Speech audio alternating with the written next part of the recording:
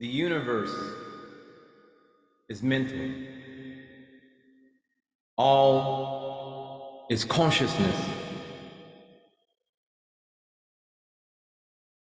Your thoughts are energy. Your attention is comprised of your thoughts. It's, in fact, how you define your attention. Your thoughts are energy. Where your attention goes, there energy flows. But to say that the universe is mental does not mean that it exists only within the limited minds of humans. Instead, the universe is the expression of a universal mind that transcends personal awareness. This is what the Hermeticists, the alchemists, call fundamental conscious awareness. In fact, the first law of Hermeticism, of alchemy, is all is mental. The universe is mental. But our seemingly separate human minds are disassociated personalities of this universal mind, akin to the multiple personalities of a person with dissociated identity disorder. The ideas and emotions experienced by the universal mind, within which we are all immersed, are presented to us in the form of the empirical world we see, hear, touch, and taste, and smell. Those sense of reality based upon our five senses. And it's important to realize that our imagination is a certain type of thought, a type of magical thought, if you will, but it is still a thought that is based in energy, that is energy. Imagination, your imagination is essentially fifth dimensional thinking. Your imagination, what you perceive in your highest elevated mental activity that some call imagination, is 5D thought. In fact, if this word does not trigger you, my dear, esteemed, and noble viewer, the word magic is simply the science of imagination. But imagination is 5D thought. Imagination is not bound by time, space, or rules. Imagination is an expression of our limitlessness and is a fifth dimensional thought form. We've been conditioned to disbelieve our imagination as we transitioned out of childhood into adolescence, and most definitely once reaching adulthood. We are conditioned to believe that what we imagine is only in our heads, that it's not real. But if our perception creates our reality, then doesn't our present conditioning of imagination become unsupported? As adults, when we look at the spirit of children, we are brought back to our own childlike spirit that has been suppressed to accommodate the real world. When we see the world through children's eyes, we begin to remember all of the possibilities we once dreamed of. Some of us had invisible friends.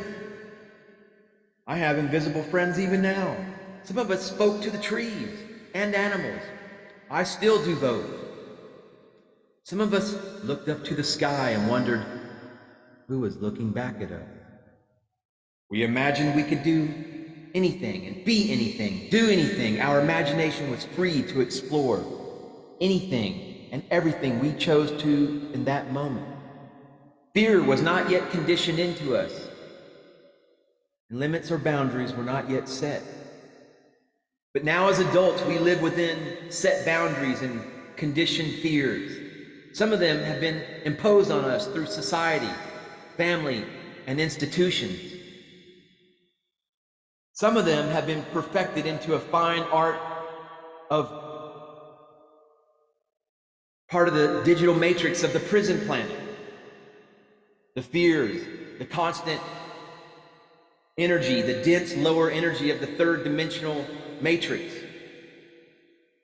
Because, my dear, esteemed, honorable, and most noble viewer, you have been raised and bred to be work animals for a non-human species. Religion, organized religion, simply has been a device used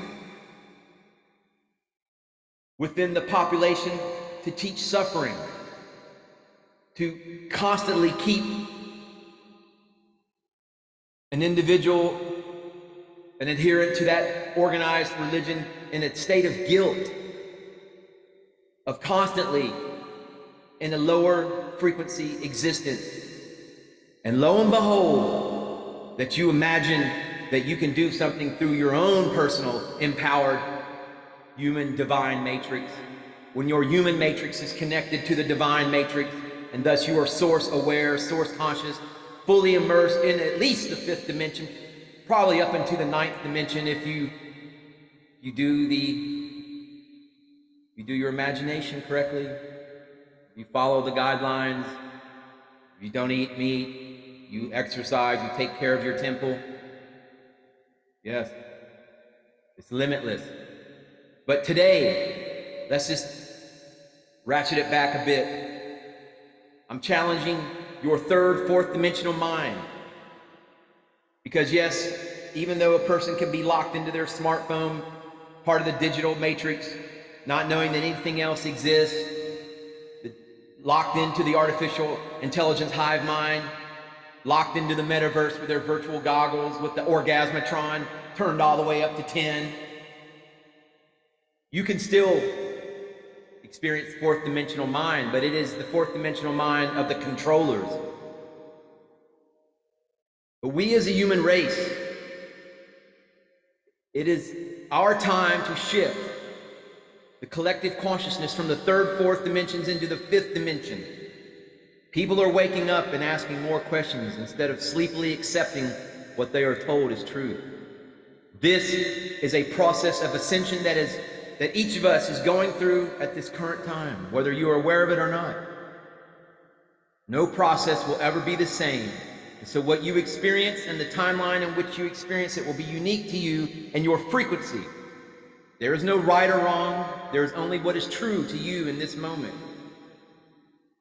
One of the greatest ways to tap into, to progress, to enhance your ascension is through meditation and connecting to Source. Some of you may call this God, Prime Creator, the Buddha, the universe. It doesn't matter what we call it. The Infinite Prime Creator, the Divine Grid Programmer, only that we connect with it. There is no judgment at this level, so it does not recognize names as we do with our limited human ego. Therefore, what you choose to refer to your connection is totally up to you. You can call it blue avian, cockatoo, twice removed, doing backflips. But one of my favorite techniques that I use in my meditation is free-flowing imagination. I allow my mind to show me what I am ready to see, and I observe without judgment. But retrain yourself. I'm challenging you. Retrain yourself to drop the 3D limited conditioning of the mind and allowing 5D limitless thought back in. The imagination, which is our original thought creation before all of the conditioning. And I'm telling you, a